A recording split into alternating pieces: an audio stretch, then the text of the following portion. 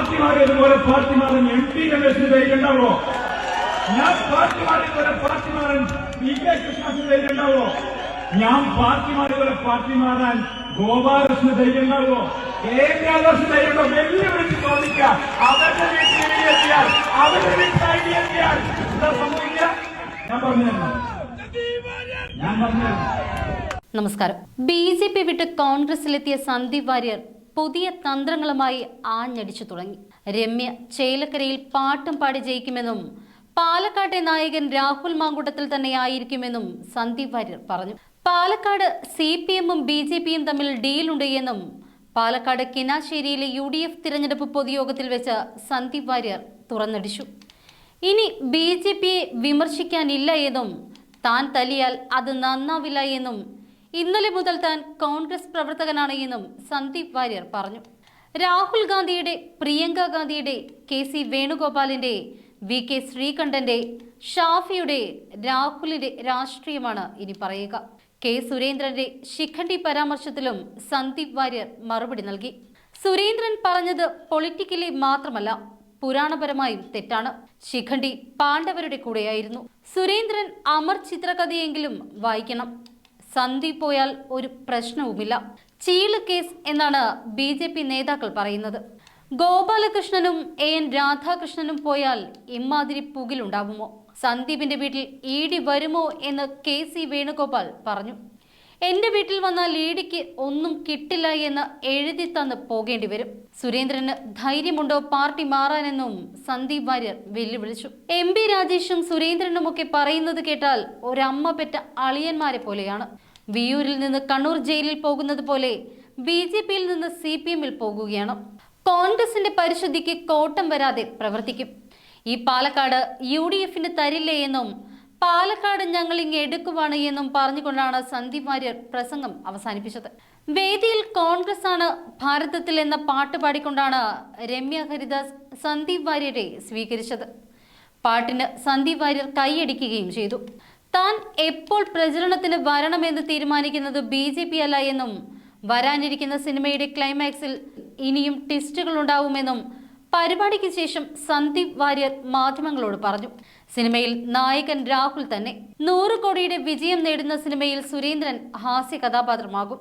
താൻ ഒരു CPM നേതാവുമായും ചർച്ച നടത്തിയിട്ടില്ല. ക്ഷമാപണ സന്ദേശം അയച്ചുവെന്ന വാർത്ത തെറ്റാണ്. തന്റെ സന്ദർശനത്തിന്റെ പേരിൽ മുഖ്യമന്ത്രി പാണക്കാട് തങ്ങളെ വിമർശിച്ചത് ദൗർഭാഗ്യകരമാണ്. പാലക്കാട്ട് CPM BJP അഡ്ജസ്റ്റ്മെന്റ് ഉണ്ട്.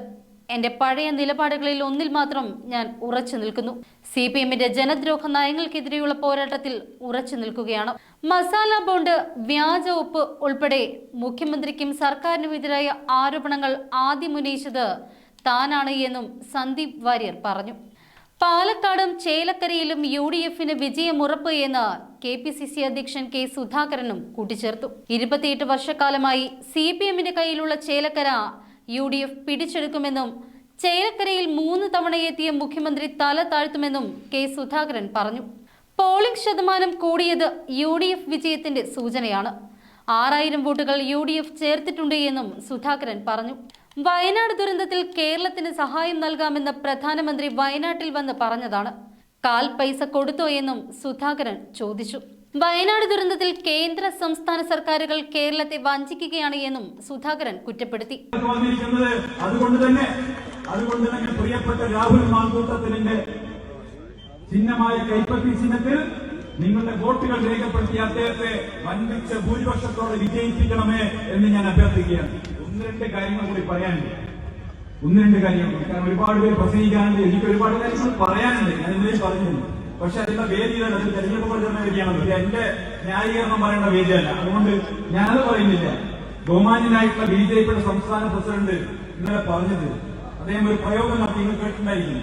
ശിഖണ്ഡിയെ മുൻനിർത്തി, അല്ലെ, കൗരവപ്പട, അങ്ങനെയാണോ പറയുന്നത്, ശിഖണ്ഡിയെ മുൻനിർത്തി കൗരവപ്പട ചെയ്തതുപോലെയുള്ള യുദ്ധം വന്നതാണ്. ഞാൻ ഇന്ന് രാവിലെ പറഞ്ഞിട്ടുണ്ട്, സുരേന്ദ്രേട്ട, നിങ്ങൾ ചുരുങ്ങിയ പക്ഷം ബാലരമയുടെ മറ്റേതുണ്ടല്ലോ, ബാലരമയെങ്കിലും ഒന്ന് വായിക്കണം. ഏത് ഇവിടെ ശിഖണ്ഡിയെ മുൻനിർത്തി യുദ്ധം ചെയ്തത് പാണ്ഡവപ്പടയാണ്, കൗരവപ്പടയല്ല. മൂപ്പരെന്തുകൊണ്ടാണ് ഇങ്ങനെ പറഞ്ഞത് എനിക്കറിയില്ല. അപ്പൊ അതുകൊണ്ട് ഇത്തരം കാര്യങ്ങൾ അവഗാഹമില്ലെങ്കിൽ, അറിവില്ലെങ്കിൽ അത് പ്രകടിപ്പിക്കാതിരിക്കുക എന്നുള്ളതാണ് സാമാന്യമായിട്ടുള്ള ബുദ്ധി. ദയവ് ചെയ്ത് ഇനി ട്രോളുകൾ ഏറ്റുവാങ്ങാൻ വേണ്ടി വരരുത്. ദയവ് ചെയ്ത് ഇത്തരം കാര്യങ്ങൾ പറയുന്നതിന് മുമ്പ് പഠിച്ചിട്ട് പറയാൻ വേണ്ടി ശ്രമിക്കണം, അല്ലെങ്കിൽ പറയരുത്. ഇത് മാത്രമേ പറയുന്നുള്ളൂ. ഇവിടെ ഒരുപാട് കാര്യങ്ങൾ ബാക്കിയും പറയാനുണ്ട്. എന്തായാലും ഇന്നിപ്പോ മുഖ്യമന്ത്രിക്ക് വലിയ പരാതി. മുഖ്യമന്ത്രി പറയുന്ന ഒറ്റ കാര്യം, സന്ദീപ് വാര്യർ പറഞ്ഞതും ചെയ്തതുമായ പഴയ കാര്യങ്ങളൊക്കെ ഓർമ്മ വേണമെന്നാണ് പറയുന്നത്. ഒരു കാര്യം ഉറപ്പു തരാം, സന്ദീപ് വാര്യർ ഇന്നലെ വരെ പറഞ്ഞത്, മിനിഞ്ഞാന്ന് വരെ പറഞ്ഞത്, ഞാൻ അന്ന് വിശ്വസിക്കുന്ന രാഷ്ട്രീയ പ്രസ്ഥാനത്തിന്റെ പ്രത്യയശാസ്ത്രപരമായിരുന്നു. സത്യസന്ധമായി അവർക്കൊപ്പം നിന്നുകൊണ്ട് പ്രവർത്തിക്കുന്ന സമയത്ത് അവരുടെ പ്രത്യയശാസ്ത്രം പറഞ്ഞിട്ടുണ്ട്. ആ വെറുപ്പിന്റെ വിദ്വേഷത്തിന്റെ പ്രത്യയശാസ്ത്രത്തെ വലിച്ചെറിഞ്ഞുകൊണ്ടാണ് രാഹുൽ ഗാന്ധി നേതൃത്വം കൊടുക്കുന്ന ഈ സ്നേഹത്തിന്റെ പ്രത്യയശാസ്ത്രത്തിലേക്ക് ഞാൻ കടന്നു വന്നിട്ടുള്ളത്. ഈ സ്നേഹത്തിന്റെ പ്രത്യയശാസ്ത്രത്തെ ഞാൻ കടന്നു വന്നിട്ടുള്ളത്. CPM BJP വിട്ടാൽ CPM പോയി കൂടെ എന്ന് ചോദിച്ചതോട് ഞാൻ ഒരു കാര്യം കൂടി പറഞ്ഞു. ആരെങ്കിലും വിയ്യൂർ സെൻട്രൽ ജയിലിൽ കണ്ണൂർ സെൻട്രൽ ജയിലിൽ പോകുന്നത് ഞാൻ ഈ ജയിലിൽ മോചിതനാണ്. 20 വർഷത്തെ ജീവപര്യന്തം അനുഭവിച്ച് മോചിതനാകാൻ വേണ്ടി വന്നയാളാണ് ഞാൻ. കണ്ണൂർ സെൻട്രൽ ജയിലിലേക്ക് മാറ്റം കിട്ടാൻ വേണ്ടി അപേക്ഷിച്ച ആളേ അല്ല. അതുകൊണ്ട് അതിന് താല്പര്യവുമില്ല. അതുകൊണ്ടാണ് ഞാൻ കോൺഗ്രസിന്റെ കൊടിയെടുത്ത് വന്നിട്ടുള്ളത്.